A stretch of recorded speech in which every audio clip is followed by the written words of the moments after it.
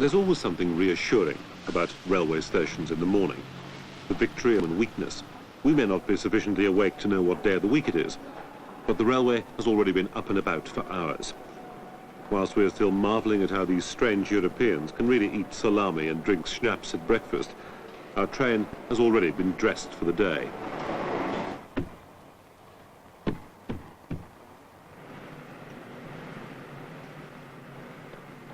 But I suppose everything should run smoothly here. They've had enough practice after all. Since the very first departure of transcontinental railways, this has been the turntable of Europe. When the Swiss are being very British and refuse to bring their clocks into line with the rest of their neighbours, the ripple runs through the timetables of half a dozen countries.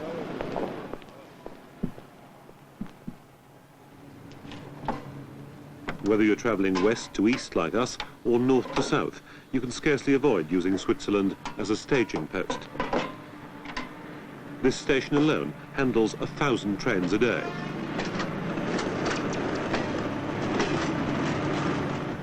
Long after the prestige of railways died, guards and drivers here are still engaged on work of national importance, and they have a uniform to prove it. They were experts in courteous passenger handling long before airports began to abuse the privilege. And most remarkable of all, it seems that wherever you come from, they actually understand what you say. Does this go all the way to Vienna? I don't have to change anymore. Thank you. 230, 384 Tonnen. Airbremsgewicht 554.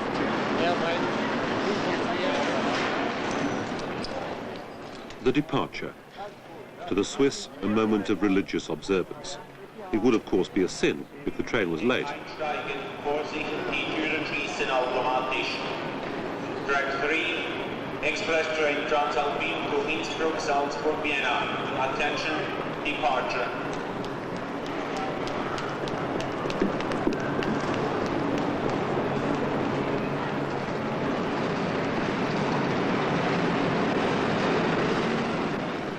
The Transalpine, and the longest part of our journey. 10 hours to Vienna, another border crossing, the track of the Austrian state railways, and the sweep of the Tyrol.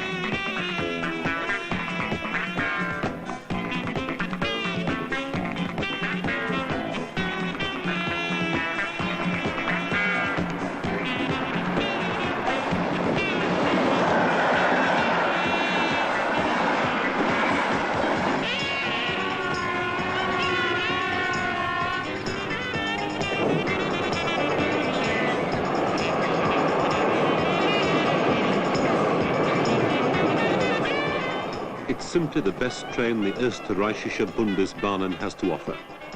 The star of this single main line to the east.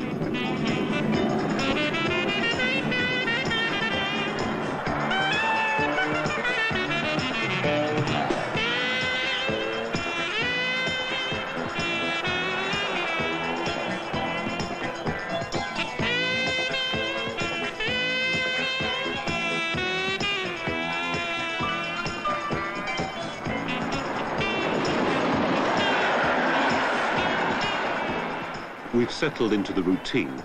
The first hours belong to the scenery.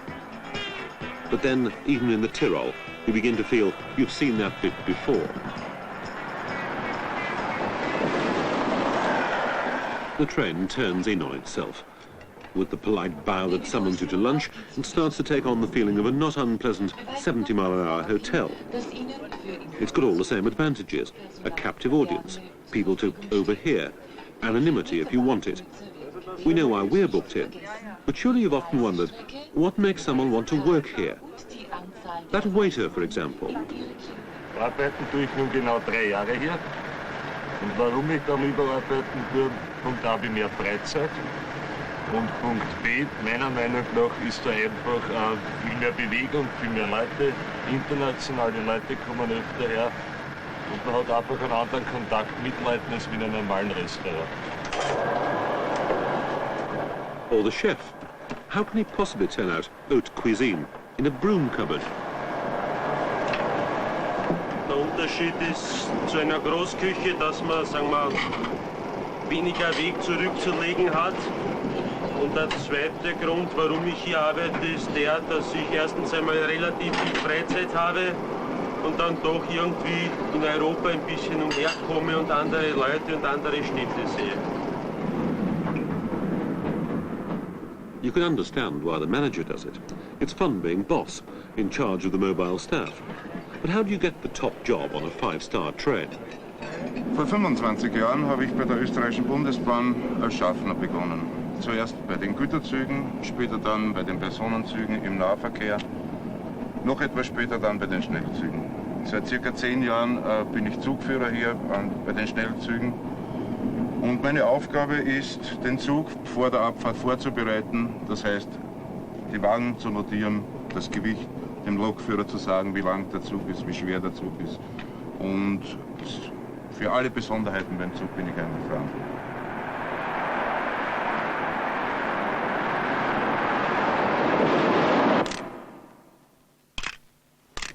Fine. Rather nice. Okay. Right, okay. Now this is the beauty of our journey with a camera. We can stop where the Transalpine doesn't. We can take a roll of film and join the other British visitors on a railway straight out of the pages of Thomas the Tank Engine. The Zillertalbahn's tank engines are rather more aristocratic names, and sadly they don't have a fat controller. But they do have Derek Mayman, who's very kind to them. Every year he leaves briefcase and business suit at his factory in the Midlands and slips into something more comfortable. The overalls and oily rags of the footplateman.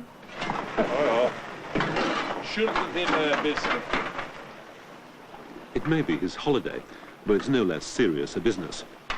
If one comes to work, then one's got to take a proper turn and do somebody's work right through the shift. You can't expect people to come on first thing in the morning, put everything ready, just for you to step onto the footplate and do the easy stuff. So you've really got to take somebody's place and do the whole job, otherwise it's not a fair deal, is it?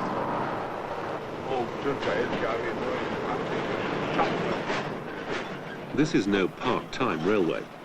For the people who live and work along the valley from Jenbach here on the main line, up to the terminus at Meierhofen, the Ziller is as important as any intercity express. Freight is transferred, wagons and all, from Austrian state railways onto its 2-foot private track.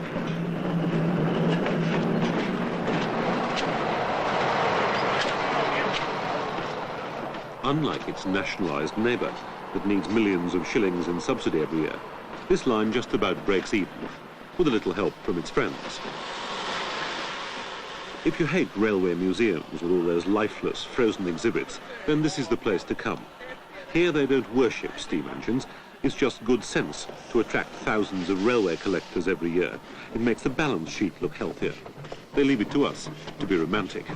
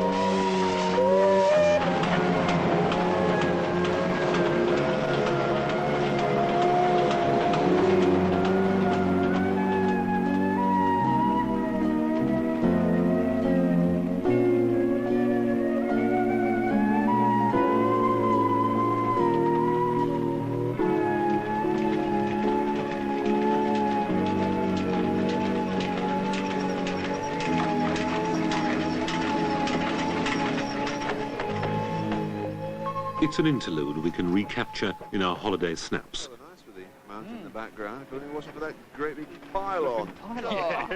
But we'll have to keep travelling. The Zilla is a gem, but it doesn't have proper steam engines. You know, big ones, on mainline trains. Can I have some more film, please, Steve? Perhaps we'll find those where the Transalpine's taking us.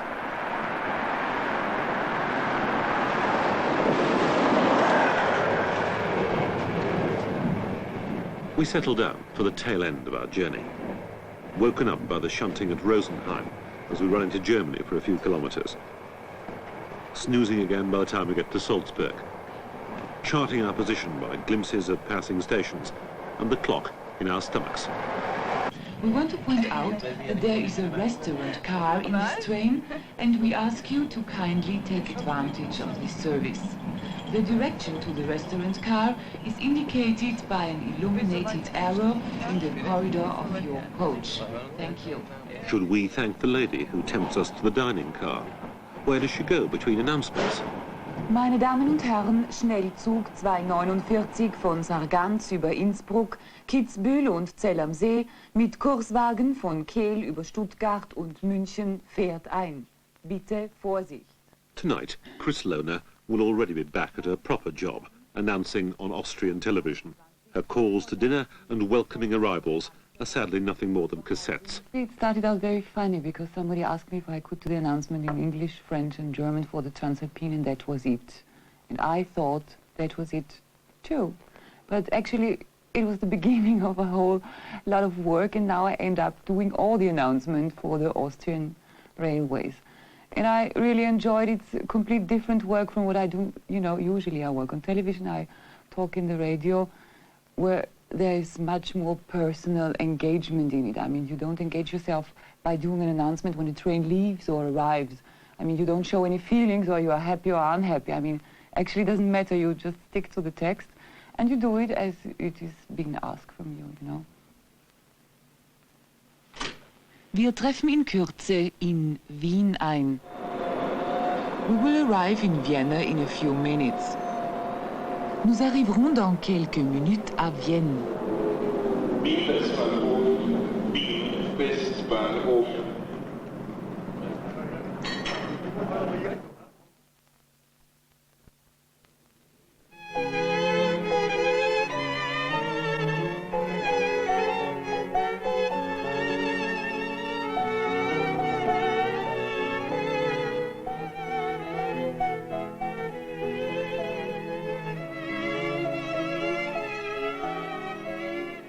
It's everything we expected Vienna to be. Good food and tasteful music. A little restaurant up in the woods somewhere. Except it's the station Kaff. We won't find many railway pie jokes on the Westbahnhof. Here the station is more than somewhere to depart from as quickly as possible. It's a place to eat and meet by choice rather than necessity.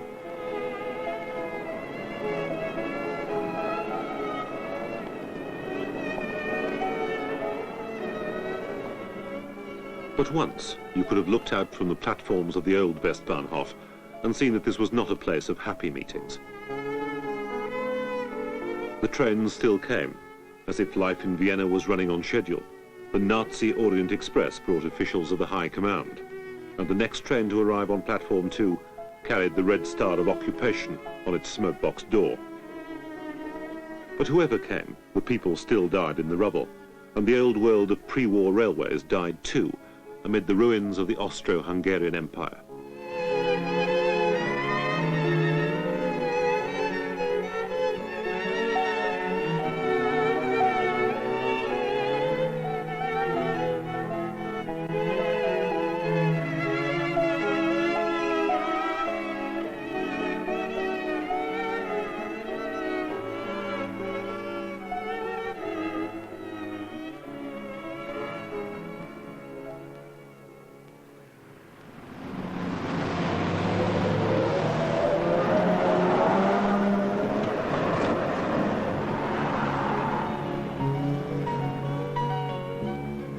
The survivors of Europe put on a new face. There were new appointments to keep, but the old prestige expresses would no longer carry people to them. They were symbols of an age we wanted to forget.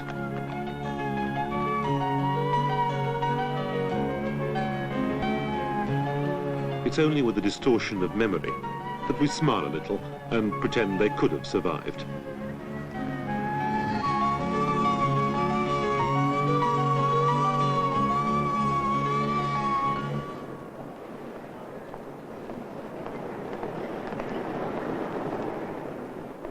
Mind you, bits of those old trains do survive, after a fashion. Meine Damen und Herren, Expresszug 263, Orient Express nach Bukarest über Hegschalon.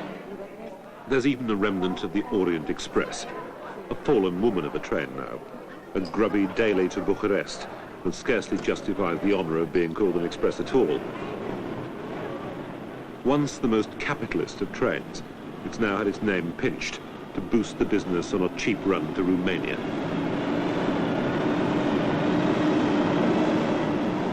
The routes that once echoed to first-class passenger traffic have now been usurped by freight.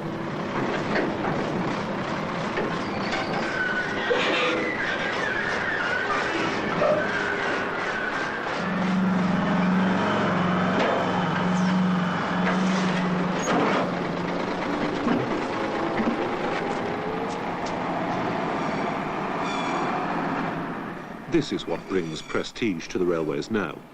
This is where profits grease the sliding away of national frontiers. Here today, Hull tomorrow, in a roundabout of heavy haulage that leaves lorries standing and notches up one small advance in the battle with the airlines.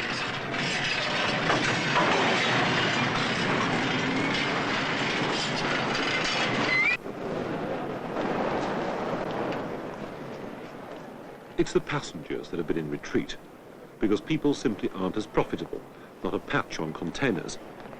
But if we pause for a moment in a corner of the Vienna Südbahnhof, we can watch nervous preparation for the arrival of a special passenger train. The Chopin Express has found a role for itself across these borders of Eastern Europe. This is a train for poor people. Everyone here knows it as the emigrant train. Arriving at dawn each day from Moscow, the compartments of the Chopin carry among their passengers the flotsam of political repression. Little scenes from other people's lives. Carrying everything they own, these are the families and bits of families that count themselves lucky. Lucky to have got the exit visa, which allows them freedom after perhaps years of struggle. For these people, Vienna is the neutral stronghold, where the struggle stops.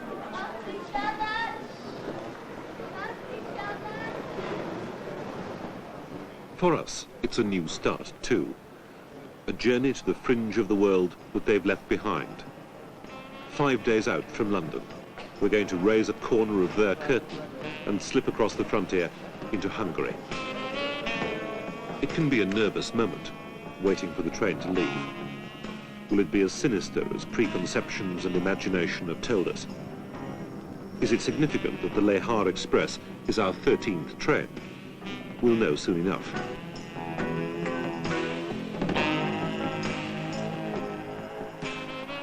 There's just an hour of Austria left, until we arrive at the checkpoint called Hegschalon.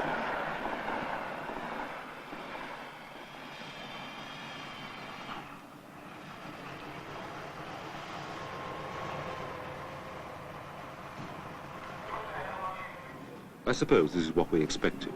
Soldiers, guns, a search of the train while we're invited to change our money.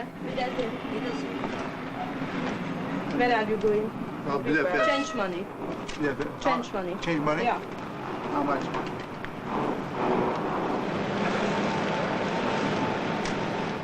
How much do we have to change? Thank you. Thank you. A change of engines, too. But at least this one brings a dining car with it.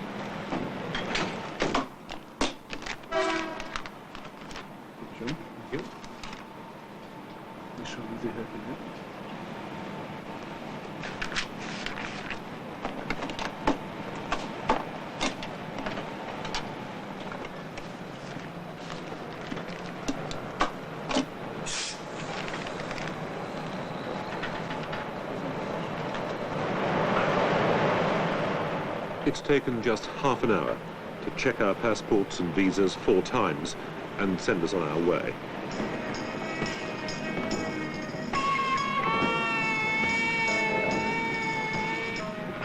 Three hours to Budapest, tracking the Danube across the northern plain of Hungary, running through a flat landscape that still bears the scars of its history.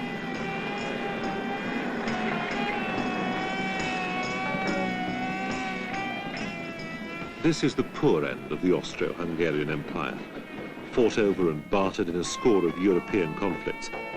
In the last war, levelled in punishment for not knowing what side it was on.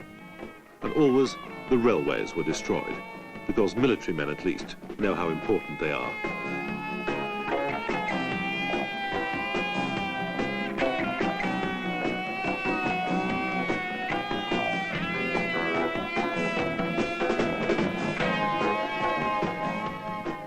Rebuilding has been a slow business because Hungary had little help.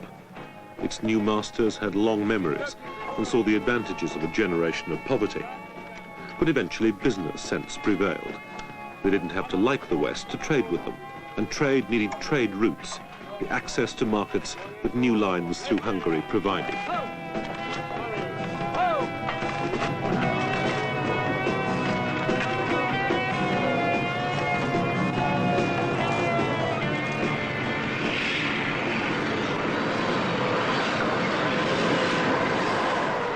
Tourists like us are a bearable inconvenience too. We bring hard currency, and if it's necessary to woo us with the frivolity of flowers and a glass of wine on the table, then so be it.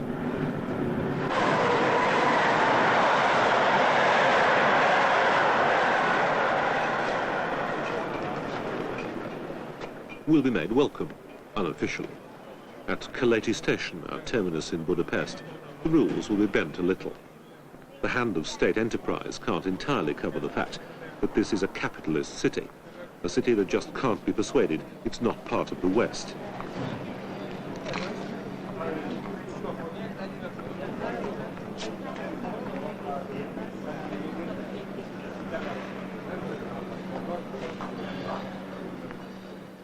It's not surprising. Families have shared Vienna and Budapest ever since the old extravagant days of Austro-Hungary. It'll take more than a new line on the map to break the habit. The government has given in. Austrians no longer need a visa to come here. Magyar Államvasutak, the Hungarian state railway, brings them from the border in their thousands. They come to buy food that's cheaper than at home. The story goes that the Viennese used to come here for their Viennese sausage. They come now to stay a while with the other half of their family and grumble together about this or that new Russian interference in their lives. That's another thing they have in common. Neither the Austrians nor the ordinary Hungarians count the Soviet Union among their friends. It would be to forget their history if they did.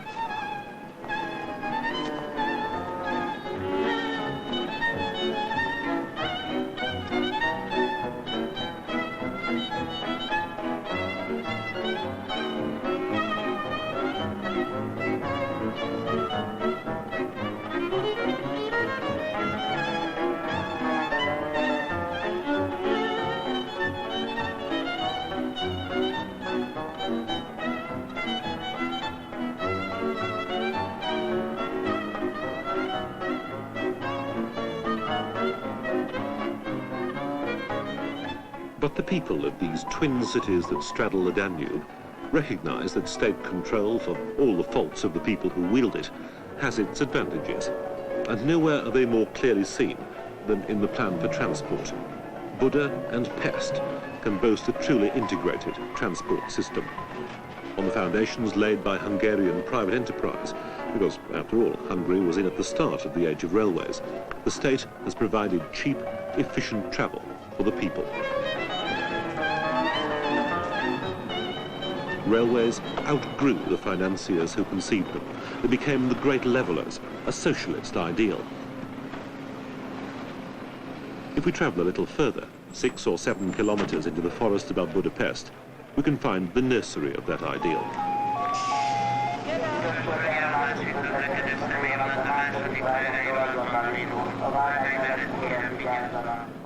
Children run the Pioneer Railway, learning to be Hungary's railwomen and railway women of the future. It's important in this society, too, to know how to run the trains on time.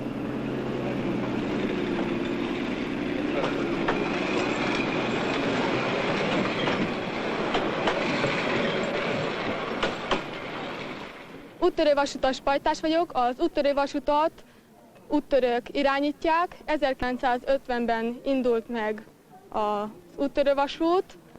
Ide jó tanulók kerülhetnek 10 és 14 év között.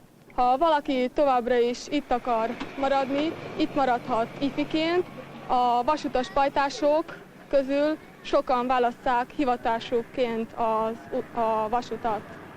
The people of the new railway. So are we too late to catch the generation of steam that we came so far to find?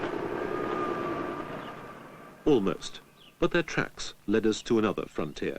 On a reservation up near the border with Czechoslovakia, there they were.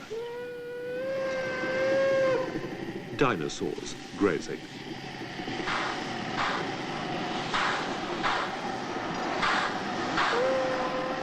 Beasts from the mythology of railways, still a potent reminder of past endeavours. But no mainline train is entrusted to them now. They'll shunt freight into a brief twilight and then be allowed to go cold.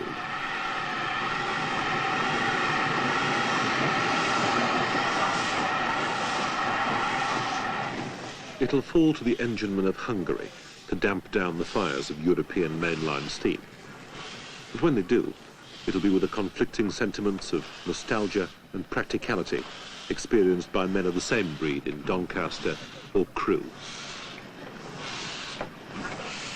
A gőzmozdonyon dolgoztam 30 évig, nagyon szerettem, nagyon a szívemhez nőtt. Tekintettel arra, hogy modernizáltunk, újabb dízelmozdonyokat kaptunk, ezeket is szeretni fogom. Természetesen könnyebb lesz nekünk a munka vele, és hát azért szeretem majd a dízelmozdonyokat is.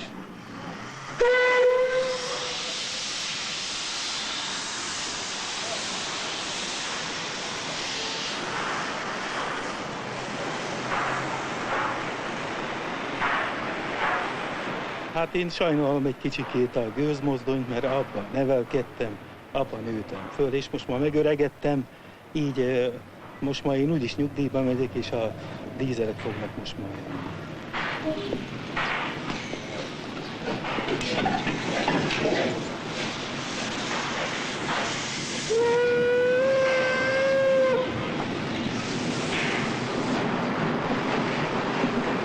A dízel az jobb, kényelmesebb, mint a gőzös, ugye tisztább munka. Hát azért ezzel is kell járni valakinek. Mindenki nem járhat a motoron.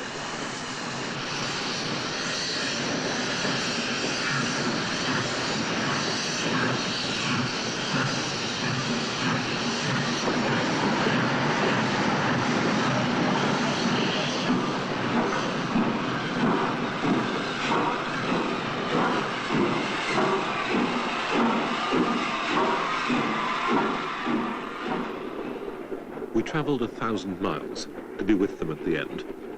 On the way we saw many of the successes and some of the failures of the railways that replaced them. We found some countries passionate about railways as never before, and we're returning to a country with less resolve. We knew this was an image living long after its day, but we also knew it was worth seeing it before it faded for the last time.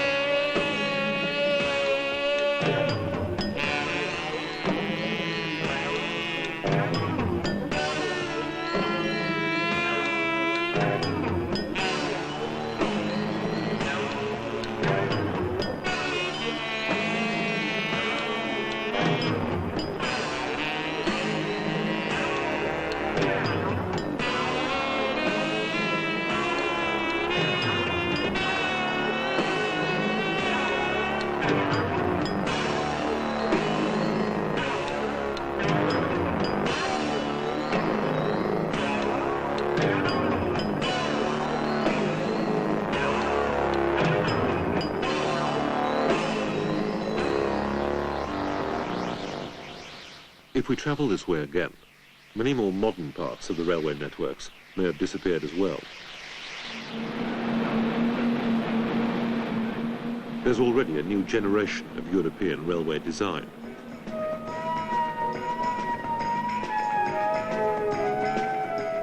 Out of the factories come trains that, like intercontinental jets, put real speed into travel and take every other scrap of pleasure out. Perhaps then we'll long for a reminder of the gentle Cisalpine. Perhaps we'll wish we had a moment to catch breath at Zurich, that the landscape was more than just a blur. But then it won't be so bad. Whichever way the trains go, we can still use our imagination.